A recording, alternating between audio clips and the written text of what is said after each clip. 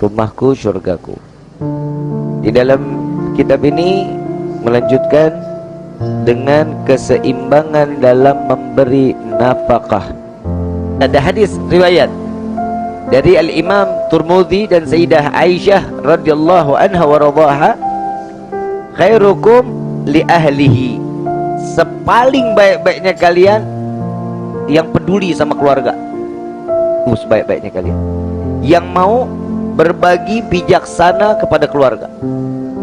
Jadi sebelum orang lain mendapetin, keluarga dulu. Jangan orang lain dipikirin, keluarga makan nasi aking, tiap hari makan rengginang, sama orang lain baiknya setengah mati. Lu butuh apa?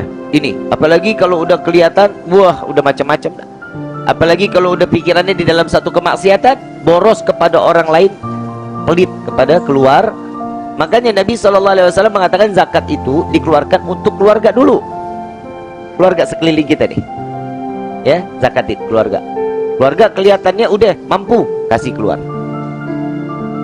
Sedekah buat siapa? Keluarga dulu, baru ke makanya ini orang sebaik-baiknya ini buat keluarga dulu. Dan paling bagusnya suami yang bisa mengatur dalam urusan nafkah rumah tangganya, sehingga segala kebutuhan akan tercukupi dan kemakmuran akan langgeng. Boros sesuatu yang nggak baik, pelit nggak baik. Yang bagaimana? Atur. Contoh, seandainya rezeki cuma 1 bulan dapatnya 1 juta, si suami bayar listrik berapa, buat makan berapa, buat ongkos berapa, itu dirapihin tuh. Makanya saya cuma mau bilang kepada setiap istri, jangan pernah ngekang uang suami. Mana gajian? Store. Yang kerja dia, lu yang minta. Dan buat suami dimanapun, ini buat yang di live YouTube, yang di live TikTok, di live Instagram, setiap rezeki yang diterima sama suami jangan sepenuhnya diambil sama istri. Kecuali nih suami, ngaco, paham nggak?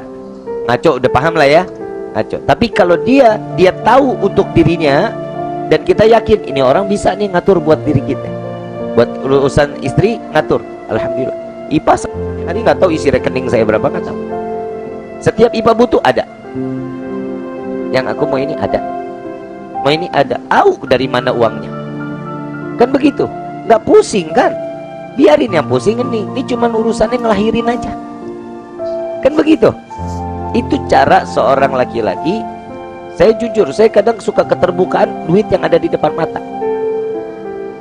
Saat di depan mata, iya itu duit rekening saya, IPA nggak tahu. Pokoknya gimana caranya? Kenapa perempuan nggak boleh tahu keuangan suami? Yang pertama, perempuan itu pakainya perasaan, seakan-akan dirinya ini dia, aduh dan ini nggak bakal cukup nih.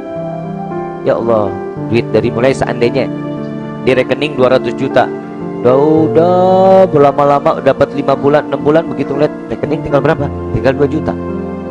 Itu perempuan pikirannya nggak kayak laki, perasaan, besok nggak makan, ya anak saya sekolah gimana nih, ya ini begini terus begitu. Tapi suami nggak begitu, 2 juta itu bisa jadi 200 juta lagi. Itu suami. Dan jangan setiap gajian ambil, begitu dibuka 3.800.000, 3 juta diambil tuh 800. Sebulan laki 800 mana cukup? Kan begitu. 3 juta habis buat apa? Skincare, yang wangi. Kan mubazir kan? Lebih boros siapa? Istri apa suami? Jadi seorang suami yang lebih baik apa? Menjaga keuangan, memberikan sesuatu yang dibutuhkan. Nah, itu urusan suami tuh. Paham ya? Manajemen kalau seandainya berdua suami istri bagus, jalanin. Kalau seandainya tidak boleh saling merugikan, suami ngerugiin perempuan, perempuan merugiin suami, nggak boleh. Nggak boleh, saling menguntungkan. Paham ya? Ada lagi nih, maaf ya, maaf Bu, ada, saya punya kawan cerita sama saya, gue bingung, gue tiap kali minta jatah sama bini gue suruh bayar dulu, bayar baru gue kasih. Hukumnya apa tuh? Dosa besar, gak boleh. Gue bilang, saya tanya ke dia, lu pelit kali sama bini lu? Apaan dia perlu lihat sertifikat rumah? Bini gue. Mobil, bini gue. Perusahaan, bini gue. Terus lu begini, lu mau? Ya lu tuker tambah, mendingan lu bini begini mah. Lah kan begitu. Jangan, gak boleh kayak begitu. Saat apa yang diinginkan oleh seorang suami, gak ada embel-embel. Iya, gak boleh kata enggak. Apalagi minta bayar. Kan begitu. Paham ya? Ini hati-hati nih buat perempuan. Hati-hati, jangan sampai pernah seperti itu. Dan memberikan nafkah kepada keluarga termasuk sedekah yang paling agung pahalanya. Sedekah buat keluarga paling mulia, paling besar pahalanya. Contoh, kita bapak biasanya kan udah pisah nih, udah begitu nikah pisah sama keluarga kan ya.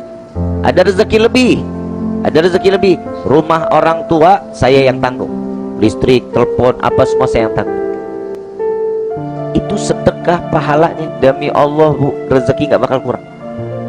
Lebih. Saya mau cerita hidup saya dulu. Ini biar jadi apa, semangat buat yang laki-laki di rumah, buat yang ada di sini. Tahadutsan binikmat. Sampai saat ini orang tua saya masih di Hadramut. Ya, mama masih ziarah ke Hadramut. Saya saat bilang sama mama, saat itu 2 hari yang lalu saya mimpi seorang wali ya ilah sebelum mama berangkat. Saya tanya, begitu selesai saya bilang, bangun tidur saya ngomong, "Ma, mau ke Hadramut nggak?" "Ya Allah, mau nak, mau banget," katanya. Doain biar ada rezekinya. Saya nyari rezeki tersebut jatuh bangun. Ipa nggak tahu. Begini salah. Ujian gede ini luar biasa. Saya ketipu 450 juta. Ipa baru tahu. Saya ketipu 450 juta. Tapi saya yakin sama Allah, Allah ganti. Ganti buat siapa? Buat saya berangkat ke Hadramut. Saya bilang, saya ceramah sana, saya ceramah sini. Saya minta sama Allah, ya Allah, saya niatnya dakwah. Saya bukan cari uang, tapi yang pertama, beri kami rezeki yang berkah aja, rezeki buat saya. Subhanallah, setiap perjalanan ceramah tuh ada aja orang ngasih hadiah 20 juta, 30 juta, 10 juta, 15 juta, nggak pernah di bawah 10 juta. Saya bilang, mama berangkat jadi ke Hadramut. Berangkat ke Hadramut. Sudah sampai seminggu di Hadramut, minggu besok baru pulang nih. Kemarin saya whatsappan lagi, "Ma gimana?" Saya nggak ganggu, mama ini saya nggak ganggu. Ini saya ngomong buat orang tua ya. Ini saya ngomong buat orang tua. Saat itu juga saya bilang, "Ma gimana?" Ini sekarang lagi di tempat Habib Abdullah bin Alwi Al-Haddad. Lagi di tempat ziarah tasbihnya Habib Abdullah bin Alwi Al-Haddad. Tawasul mah, minta rezeki buat Kiki, keluarga semuanya. Mama di situ, mama nangis. Mama minta, ya Allah, di telepon nih ngomong-ngomong, ya Allah, ganti apa yang telah dikeluarkan, ganti apa yang telah tutup telepon. Saya jadwal acara di Soreang, berangkat saya ke Soreang. Begitu dapat di Soreang, dapat rumah 3 kapling free. Hitungan saya free, gratis. 1 kapling di sana harganya 250 juta. Saya dapat 3 kapling free. Saya cuma suruh bayar 250 juta dan itu harus dibangun. Kalau ganti nggak? Jangan khawatir. Urusan keluarga, orang tua, istri, anak, Allah ganti berlipat ganda. Jangan khawatir. Kan kita nih kalau saya nih pribadi, Ipah juga mungkin baru tahu. Kalau ada rumah yang jelek gini, rumah nih lagi ada yang nggak bagus, saya usahain nyari duit buat ngerapiin rumah. Kenapa? Janji Nabi SAW, orang keluarga, kepala rumah tangga ngerapihin rumah, Allah ganti rezekinya. Ada aja yang saya bersihin, rapiin, ada aja. Ntar bikin wallpaper lah, ntar bikin inilah, bikin. Kenapa? Diganti lagi rezekinya sama Allah. Jadi jangan khawatir, sedekah jangan nunggu kita kaya. Sedekah agar kita jadi orang. Paham ya? Paham? Saya ngomong begini bukan saya Allah caranya. Ini cara main Allah. Matematika kita mah nggak bakal nyampe. Seorang suami yang pelit, makin hidupnya makin susah. istri pelit makin jadi susahnya. Suami istri pelit, kiamat kubro. Benar nggak? Nggak boleh. Saling terus belajar. Kata Nabi, lebih baik tangan di atas dibanding tangan di kasih. Kalau keluar, saya udah ngajarin kan, yang punya mobil, ibu yang pada punya mobil, sediain duit receh. Setiap parkir kasih. Setiap ini kelewatan tukang ngamen mabok lagi, kasih. Gara-gara 2000 kita nggak tahu dia jadi, dan Allah kasih hidayah saat dia beri makanan. Keluarin. Jangan pernah, Bib, nanti dia buat minum, nanti dia buat ini, urusan dia sama Allah. Yang jelas kita sedekah, ngasih. Ke tukang parkir kasih. Bisa lebihin. Kenapa? Karena itu adalah cara Allah untuk mengangkat derajat kita di sisinya. Ya, mudah-mudahan kita dijauhin dari penyakit pelit. Amin ya rabbal. Dari Imam Muslim dan Abu Hurairah radhiyallahu anhuma, qala Nabi sallallahu alaihi wasallam, dinarun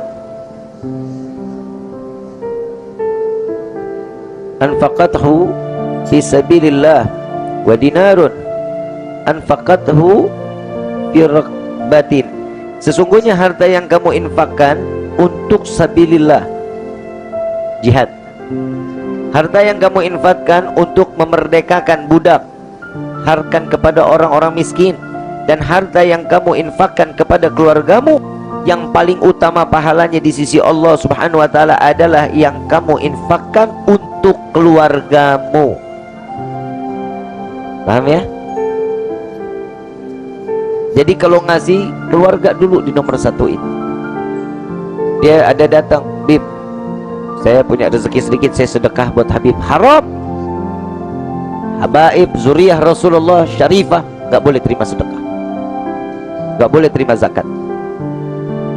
Ibu, ya di sini nih, ibu, bapak, suami ngasih zakat ke saya, haram saya terima. Ibu, bapak sedekah ke kami, haram. Kami setiap kurban kami nggak makan daging kurban.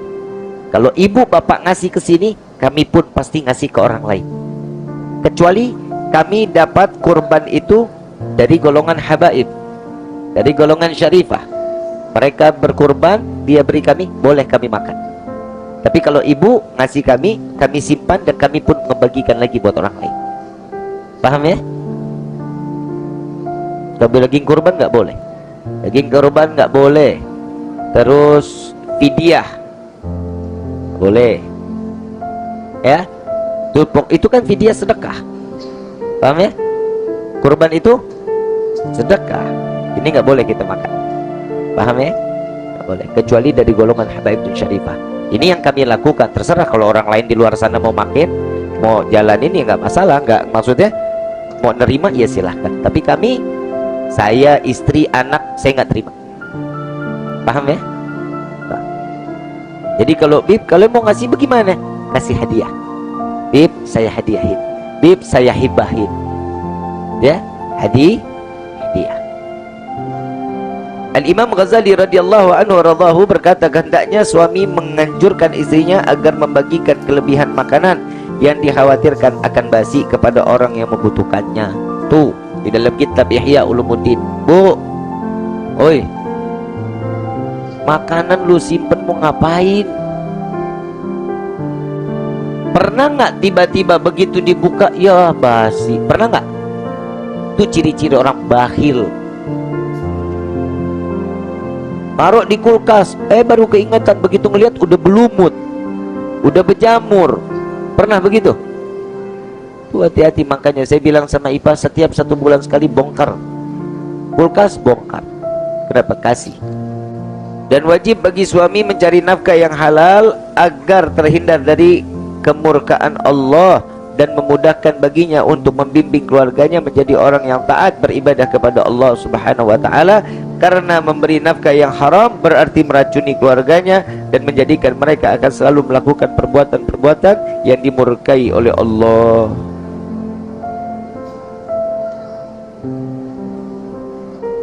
Sabda Nabi Muhammad sallallahu alaihi wasallam, kullu lahmin nabata min harami fannaru aulabih. Sesungguhnya setiap daging yang tumbuh dari harta yang haram dipastikan akan masuk ke dalam neraka. Ujungnya doang nih. Nih ada nih di daging kita nih ada yang haram nih, sedikit aja. Tetap bakal disiksa di dalam neraka. Ya. Jadi hati-hati, jauhin. Jangan yang haram. Kita belajar yang syubhat dulu, yang nggak jelas, remang. Yang remang-remang, halal haramnya nggak jelas. Itu jangan dimakan. Yang haram apalagi? Ya, cukup yang halal-halal aja. Dan barang siapa memakan makanan haram, maka dipastikan anggota tubuhnya akan melakukan kemaksiatan. Pasti berjalan terus di dalam kemaksiatan, jauh dari kata taat. Dan yang ketiga, dan barang siapa memakan makanan halal, maka akan mudah bagi anggota tubuhnya beribadah kepada Allah Subhanahu wa ta'ala, dan akan mendapatkan taufik untuk melakukan kebaikan-kebaikan. Alhamdulillah.